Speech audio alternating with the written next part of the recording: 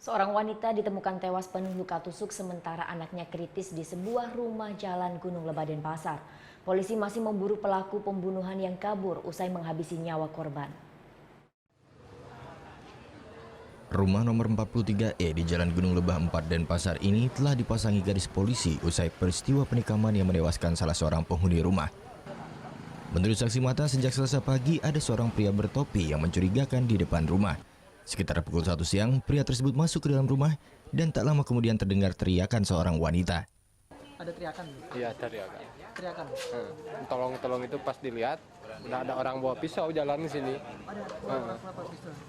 Langsung Pergi dikejar, langsung pergi. pakai motor atau? Enggak, jalan dia. Oh, jalan kaki. Pas dikejar udah menghilang sampai sana.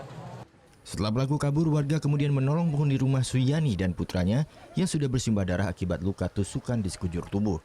Wanita 39 tahun tersebut menghembuskan nafas terakhir saat akan dibawa ke rumah sakit Bali Med. Sementara putranya berinisial D yang berusia 10 tahun dalam kondisi kritis dan sampai saat ini masih dirawat di Rumah Sakit Sanglah, Denpasar. Jenazah korban Selasa sore langsung diotopsi tim dokter forensik Rumah Sakit Sanglah, Denpasar. Sang suami tampak tegar saat menunggu proses otopsi jenazah korban. Puluhan kerabat korban terus berdatangan hingga Selasa petang untuk menyampaikan bela sungkawa. Aparat Polsek Denpasar Barat masih melakukan pengejaran terhadap pelaku yang telah diketahui identitasnya. Untuk sementara dugaan mungkin orang yang kenal, yang dekat atau teman dari keluarga ini, keluarga korban. Kenapa?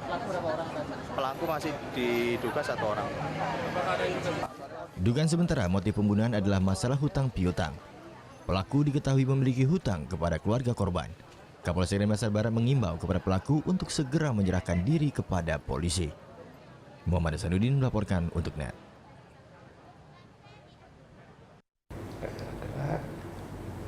Oke, sekarang aku coba. Udah selesai kan nontonnya? Nah, jadi jangan lupa buat like, komen, dan subscribe ya.